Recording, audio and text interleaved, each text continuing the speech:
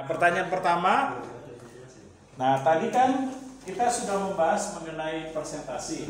Nah, pertanyaan pertama seandainya ditanya mengenai bab 3, yaitu mengenai populasi. Nah, pertanyaannya bagaimana menentukan populasi yang tepat yang bisa digunakan sebagai nanti kajian analisis terhadap responden. Nah, bagaimana menentukan populasi secara tepat dan benar agar nanti populasi yang kita gunakan ini bisa menentukan sampel secara tepat. Nah, jawabannya bagaimana? Dilihat dari teori, misalnya terdapat teori rumus Sugiono gitu. Misalnya ditentukan rumusnya ABC gitu. Kemudian terdapatlah rumus itu. Dari rumus itu kita ngolah datanya, jadi itu asal. Nah, kalau di kantor balik, kalau rumus untuk populasi bukannya rumus itu untuk menentukan berapa banyaknya jumlah sampel. Kalau begitu apa bedanya dengan karakteristik dari populasi? Nah, kalau yang tadi dijelaskan Inggit itu menentukan jumlah sampel, misalnya dengan menggunakan salah satu slopin. Kalau menurut Sugiono minimal 30 ya Pak ya? Nah, itu kalau menurut Sugiono kan sampel jenuh ya Pak ya? jumlah penentuan terhadap responden. Nah, bagaimana menentukan nilai karakteristik dari populasi supaya tepat dan benar sehingga dapat menentukan nanti digunakan sebagai sampel. Ya, Hendrik mungkin mau nyoba? Aldi ya.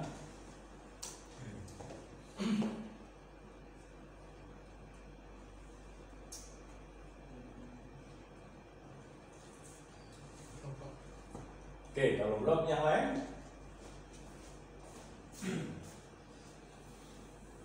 Kira-kira terserah. Ada yang mau nyoba?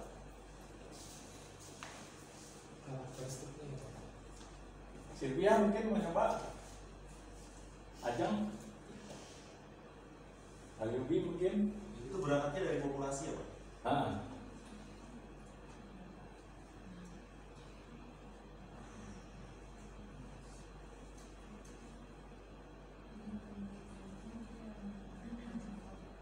Kalau punya saya begini sih Pak, populasi yang ada dalam penelitian saya itu kan semuanya berjumlah 32 karyawan. Nah, dalam hal itu karena biasanya kan kalau misalkan kita menggunakan rumus Lovin itu kan rata-rata karyawan harusnya di atas sampai dengan 100 bahkan 100 lebih. Maka dalam hal ini saya menyimpulkan bahwa sampel yang saya ambil itu menggunakan sampel jenuh atau bisa dikatakan random sampling. Nah, random sampling itu kan bisa dikatakan random sampling. Kenapa saya menggunakan random sampling? Karena menurut saya dengan jumlah karyawan 32 karyawan itu lebih efektifnya mungkin saya gunakan penelitian itu semuanya. Jadi rata-rata dari populasi itu saya gunakan semuanya. Nah, kalau seperti itu masih belum tepat. Kalau ditanya, jelaskan bagaimana upaya dalam pengambilan sampel baru benar. Nah, jawabannya bahwa untuk bisa menentukan jumlah populasi secara tepat dan benar, ada dua nilai kriteria yang harus terpenuhi. Yang pertama, mengetahui berapa jumlah dari keseluruhan responden yang akan diteliti.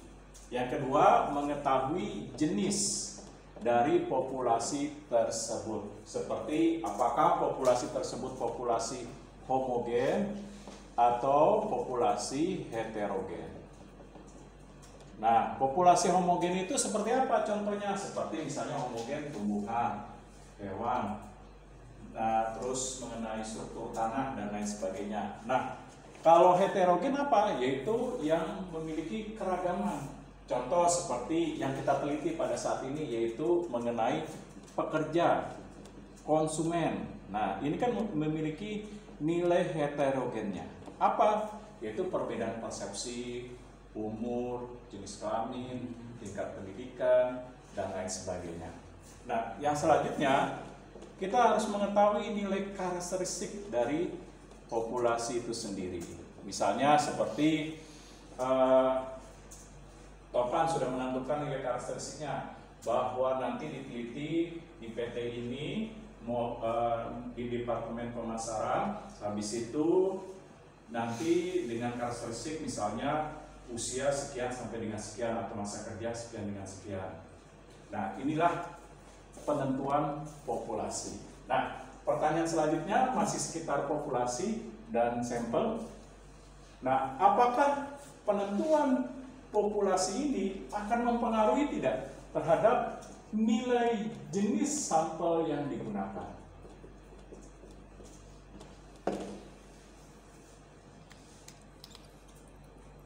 Nah, jawabannya bagaimana?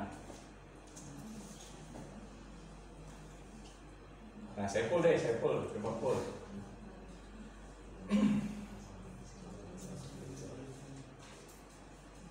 Apakah sampel Apakah populasi yang sudah ditentukan baik jumlah, jenis, karakteristik menentukan nggak mengenai jenis sampel yang digunakan?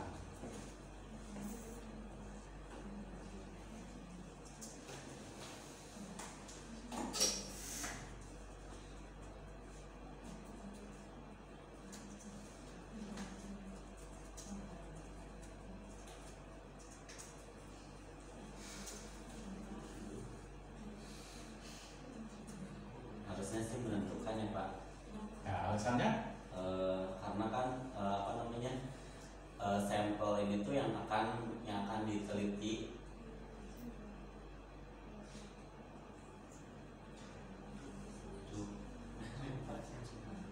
Oke ya, koordinator kita nih gimana jawabannya? Kira-kira? Setuju. Pasti tepat Pak. Nah ini, kalau kita sudah mengetahui tadi populasi, sudah menentukan jumlah, jenis, karakteristik dari populasi yang akan kita gunakan sebagai pengamatan dalam menentukan responden, apakah mempengaruhi nggak terhadap jenis sampel nih yang akan kita gunakan sebagai penentuan responden? Bisa mempengaruhi sih Pak. Oke, alasannya? Karena dari kita menentukan populasi, kita udah tahu sampel apa jenis data yang harus dipakai, dan kita mau ngambil sampel itu pakai populasi yang ada di perusahaan itu Pak. Oke ya, kita tampung dulu. Yang lain mungkin ada yang mau memberikan tanggapan? Ya pastinya jenis sampel itu populasi itu sangat berpengaruh Pak untuk menentukan jenis sampel, karena kan dengan adanya hasil dari populasi itu kita bisa mengetahui jumlah karyawan yang menjadi populasi. Nah, sehingga dia bisa dikatakan jenis sampelnya itu tergantung dari teori yang dia buat. Dalam arti kata, apakah dia menggunakan rumus Slovin atau menggunakan random sampling. Oke, jawabannya bahwa penentuan populasi akan mempengaruhi terhadap jenis sampel. Seperti misalnya contoh tadi Al-Yudi mengatakan bahwa populasi saya hanya berjumlah 38. Berdasarkan dari penentuan populasi berdasarkan jumlah sampel, maka bisa mempengaruhi jenis sampelnya. Yaitu apa? Karena jumlah sampelnya kecil, 38 atau 45 tadi yang dikatakan Al-Ayubi atau 48, maka penentuan jenis sampelnya tersebut tentu menggunakan sampel jenuh atau sensus. Nah, tetapi apabila jenis populasinya jumlahnya sangat banyak atau karakteristiknya misalnya dan karakteristiknya sangat beragam misalnya dalam penentuan, maka akan mempengaruhi jenis sampelnya. Misalnya populasinya katakan 3.000. Nah, maka akan mempengaruhi jumlahnya. Jumlahnya seperti yang tadi sudah dikatakan menggunakan Slovin. Nah, berapa jumlah idealnya yang diambil? Nah, apabila sudah ditentukan lebih lanjut, misalnya karakteristiknya dari 3.000 dihitung dengan Slovin, katakan misalnya contoh 300 ditentukan jumlah sampel. Nah, sebagai peneliti misalnya Al-Ayubi tidak menentukan secara karakteristik, yang penting 300 karyawan tersebut di PT apa namanya PT-nya? Bintang Sejati. Bintang Sejati. Nah, di PT Bintang Sejati, nah